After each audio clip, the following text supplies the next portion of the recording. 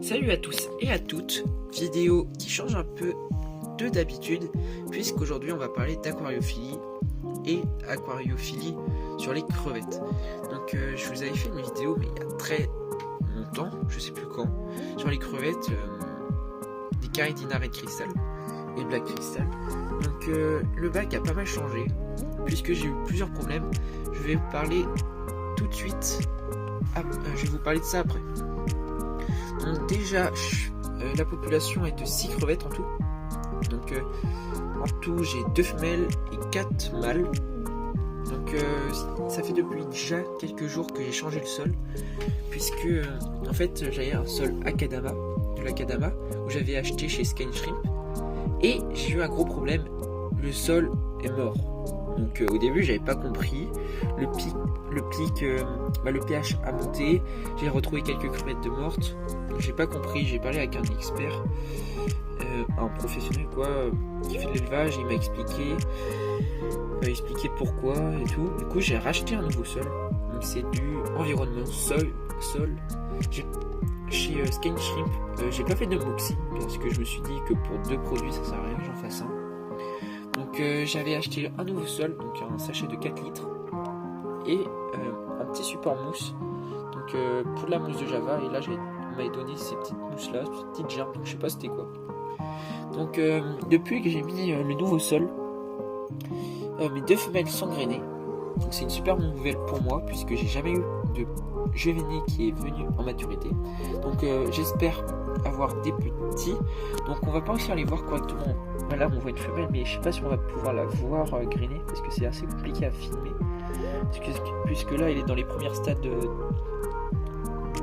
donc on les verra pas trop. Donc le bac est constitué du sol technique déjà, donc il y a à peine 1 cm de couche, donc c'est du environnement sol comme je disais. Donc là il y a du bois de cactus, ça c'est sympa, la pouzzolane appelée aussi pierre volcanique, où il y a des boutures que j'avais faites d'Anubia. Donc ici c'est un cube aussi qu'on m'avait Sky Shrimp m'avait donné parce que j'avais pas commandé ça de base, mais malheureusement ils avaient plus en stock, du coup ils m'ont donné un truc comme ça plus cher, mais bon je suis content, ça me suffit pour les crevettes. Et bien sûr le support mousse, donc ça c'est un sorte de truc en argile, une plaque en argile, puis il y a un grillage et en dessous en fait on met la mousse de Java et pousse. Là il a déjà fait des petites germes là qui poussent, donc c'est super cool. Donc la température est de 22 si j'ai pas de conneries, c'est ça, 22, 23, voilà. 22. Le pH est relativement bas, 6,5 environ, non même pas, un peu moins, mais bon, tant que les crevettes s'épanouissent, ça me va. Donc le filtre, c'est pas un filtre exhausteur, en fait c'est un filtre interne, pardon, j'ai mis une chaussette.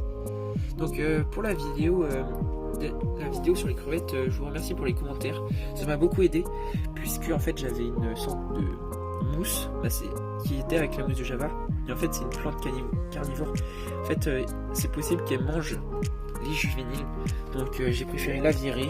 J'ai fait gaffe pour pas qu'il y ait une seule germe parce que ça pousse super vite, il faut que je fasse gaffe.